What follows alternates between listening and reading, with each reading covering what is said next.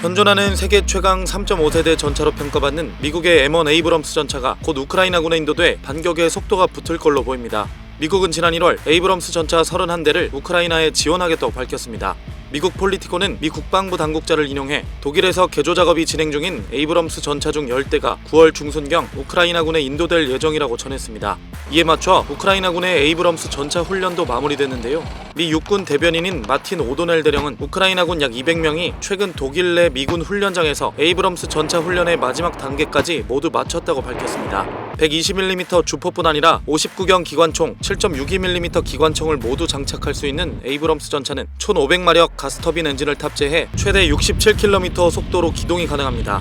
성능면에서 T-90 등 러시아군의 주력 전차 라인보다 우위에 있다는 평가를 받는 만큼 우크라이나군의 또 다른 천군만마가 될 수 있을 걸로 보입니다.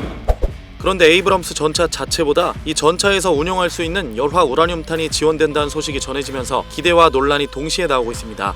로이터 통신은 1일 미국이 우크라이나군에 처음으로 열화 우라늄탄을 보낼 것이라고 단독 보도했는데요. 다음 주에 공개될 미국의 새로운 군사 지원 패키지에 포함될 예정인데 올해 초 영국이 우크라이나에 열화 우라늄탄을 먼저 제공한 바 있습니다. 열화 우라늄탄은 장갑을 관통하기 위해 고안된 철갑탄의 한 종류로 우라늄 농축의 부산물로 발생하는 열화 우라늄을 탄두로 만든 전차포탄입니다. 미국과 영국, 프랑스 등 일부 나토 회원국이 열화 우라늄 무기를 보유하고 있는데 120mm 포탄 한 발엔 약 4kg의 열화 우라늄이 들어있어 치명적인 피해를 입힐 수 있습니다.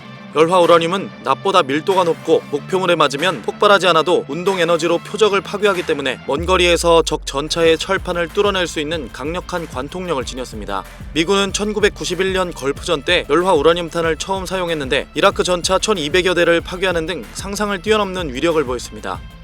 열화 우라늄탄은 반대론자들에게 인체와 환경상의 문제를 낳을 수 있다며 반발을 사는 무기입니다. 우크라이나군이 열화 우라늄탄을 쓸 경우 직접 피해를 받게 될 러시아 측은 이 탄을 더티밤, 즉 방사성 물질을 포함한 재래식 폭탄으로 간주하겠다며 반발하고 있습니다. 그러나 지난 집속탄 제공 때와 마찬가지로 침공을 감행한 러시아군보단 무고한 우크라이나 국민의 안위가 더 우선이란 여론이 큰 만큼 열화 우라늄탄 지원은 계획대로 이뤄질 가능성이 높습니다. 더구나 열화 우라늄은 핵 분열 연쇄 반응을 일으키지 않아 핵무기로 분류되지 않기 때문에 지원하는 데 큰 걸림돌이 없습니다. 로이터 통신은 열화 우라늄이 방사능 위험을 초래하진 않지만 이미 집속탄과 셀 수 없는 양의 지뢰가 우크라이나에 매설돼 있는 만큼 전쟁 후 대규모 정화에 대한 문제를 야기할 수 있다고 전했습니다.